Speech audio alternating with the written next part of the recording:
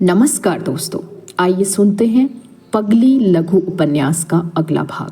दोस्तों, अब तक की कहानी में आपने सुना कि विनय खिड़की के पास किसी के हंसने की आवाज़ सुनता है और आवाज़ सुनकर वो हैरान हो जाता है, तो अपनी मौसी से जानना चाहता है आखिर वो कौन है।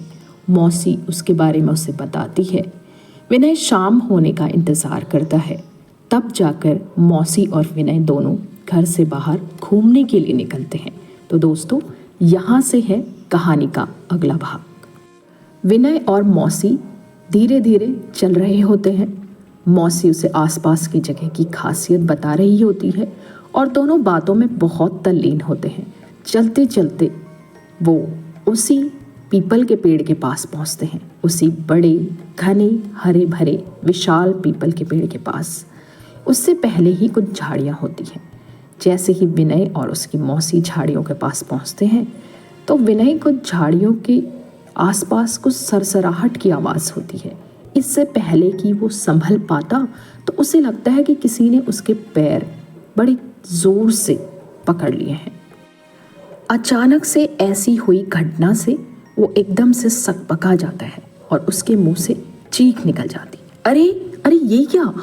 तभी जब वो अपने पैरों की ओर देखता है तो एक औरत ने उसके पैर बड़ी टाइट से पकड़े हैं और वो गिड़गिड़ाने लगती है। नहीं नहीं, मेरे साथ ऐसा मत करो, मेरे साथ ऐसा मत करो, मैं तुमसे माफ़ी मांगती हूँ, मैं तुमसे माफ़ी मांगती हूँ, मुझे माफ़ कर दो, मेरी कोई गलती नहीं है, मैं सब कुछ करने को तैयार हूँ, सब कुछ जो कहोगे मैं वो कर लूँगी, लेकिन मुझे ऐसे मत सुनाओ, मैं नहीं सहन कर पाती, मैं नहीं सहन कर पाऊँगी, मुझे बख्श दो, मेरे दिमाग को बख्श दो।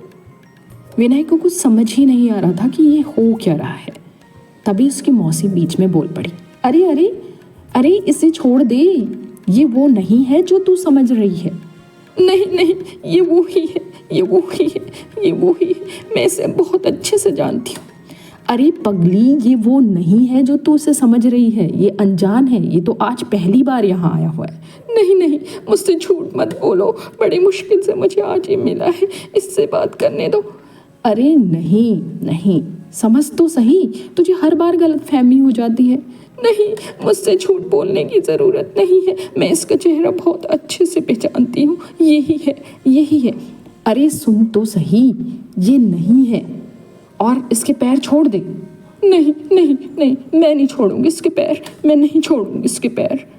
अरे छोड़ दे से, छोड़ दे। चल, मैं तुझसे वादा करती हूँ कि हम उसको ढूंढ के लाएंगे जिसने तेरे साथ ऐसा किया, ठीक है? तो उससे माफ़ी मांग लेना। अब तो ठीक है, हम उसको लेके आएंगे। जैसे ही पगली ने ये शब्द सुने, विनय के पैरों में उसकी पकड़ ढीली हो गई और उसने मौसी की ओर देखकर कहा, सच सच आप उसको लेके आओगे? लेके आओगे ना उसको? जल्दी लेके आओगे ना?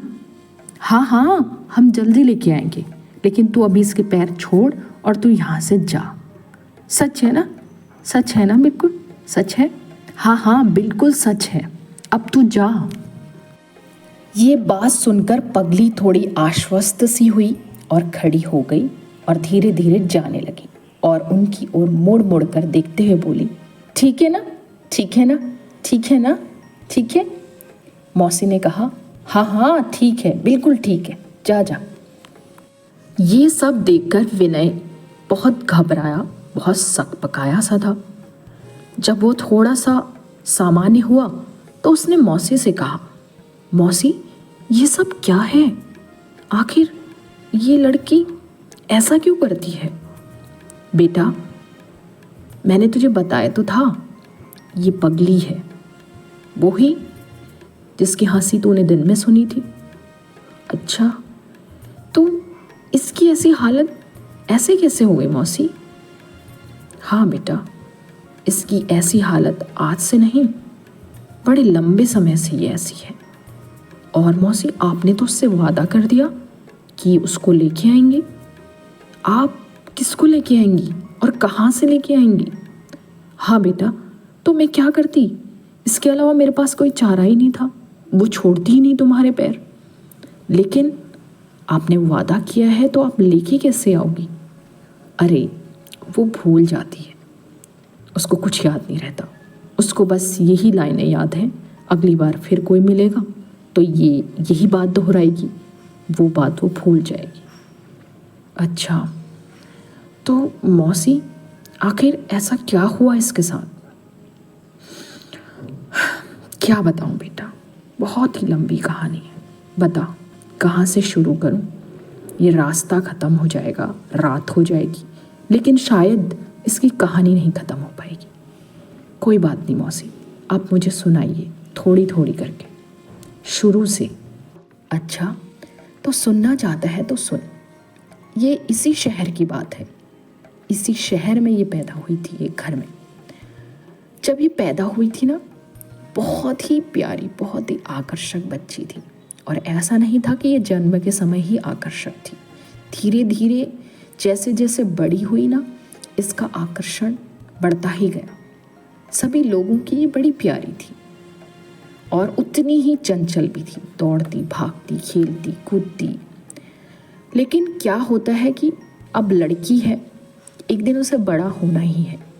जैसे जैसे वो अपनी किशोरावस्था में पहुंची तो वो और ज़्यादा आकर्षक दिखने लगी।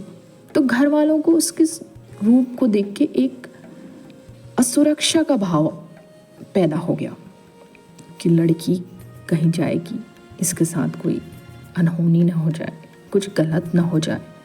इस वजह से वो लड़की को घर के अंदर रखने लगे, लोगों से बात करने से रोकने लगे, उसकी कई चीज़ों में पाबंदियाँ लग गई।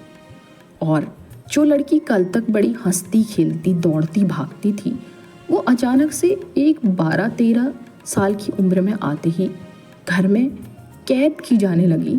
तो उसे अंदर से शायद घुटन होने लगी होगी। तो धीरे धीरे ये जितनी चंचल थी, जितनी हंसती खेलती थी, कुछ ही सालों में इसका वो हंसना खेलना एक खामोशी में बदल गया। ये चुप रहने लगी और जब भी कभी इसको बाहर देखा जाता था तो ये बड़ा कम बोलती थी, मुस्कुराती बड़ा कम थी, लोगों को बिल्कुल नज़रअंदाज करके चली जाती थी। कोई बोलना भी चाहे तो भी ये बात नहीं करती थी। हो सकता है कि घर वालों ने इसे मना किया हो कि किसी से मत बोलना। और ये एक दिन की बात नहीं थी, ये बस तब से इसके जीवन का ये एक अभ्यास बन गया कि बाहर के लोगों से बोलना नहीं है, किसी से बात नहीं करनी है। और इस तरह से इसने एक लंबा जीवन जिया। इसी तरह से इसने अपनी पढ़ाई की। पढ़ाई तो करी इसने और बहुत अच्छे मार्क्स से भी पढ़ाई की, हमेशा फर्स्ट डिवीज़न रही और बड़ी होनहार, बड़ी प्रतिभावान थी। और सच बताऊं, अभी ये मानसिक रूप से ऐसी नहीं होती तो शायद बहुत कुछ कर रही होती, इसका नाम होता, सब लोग इसे जानते, क्योंकि इसके अंदर ऐसी प्रतिभा थी।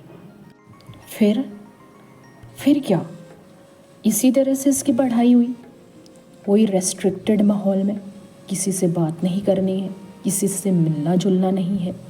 यहाँ तक कि किसी भी शादी समारोह में, किसी भी तरह के फंक्शन में हमने इसको कभी नहीं देखा। शायद इसके जीवन में ऐसी पाबंदियाँ थीं। और एक समय के बाद अगर आप इतने रेस्ट्रिक्टेड माहौल में रहते हो तो आपका खुद ही मन कहीं भी जाने के लिए ख़त्म हो जाता है। आपको एक अकेलापन ही पसंद आने लग जाता है। तो शायद इसके साथ भी ऐसा ही कुछ हुआ था। लेकिन कहीं ना कहीं ये अपने घर वालों से नफरत करने लगी थी। इसके अंदर एक गुस्सा था, क्रोध था, और वो सालों से पनप रहा था अंदर। और वो क्रोध किसी पर फूटता नहीं था क्योंकि जुबान बंद कर दी गई थी। अच्छा, फिर क्या, इसी तरह से इसने पढ़ा, ऐसे ही इसकी पढ़ाई पूरी हो गई। लेकिन कम से कम जब तक कॉलेज का टाइम था तब तक तो ये कॉलेज चली जाती थी। लेकिन जब पढ़ाई ख़त्म हुई तो ये घर पे रहने लगी अपने माँ बाप भाई बहनों के साथ। तो फिर तरह तरह की बातें सुनने लगी।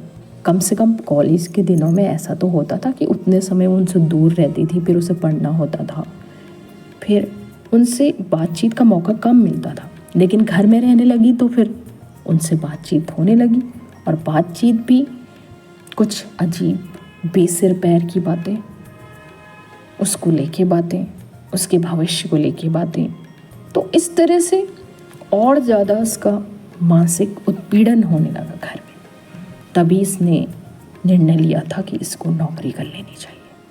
अच्छा, फिर तो कहानी लंबी है बेटा। चलो देखो, रात होने को है, अभी हम चलते हैं घर वापस।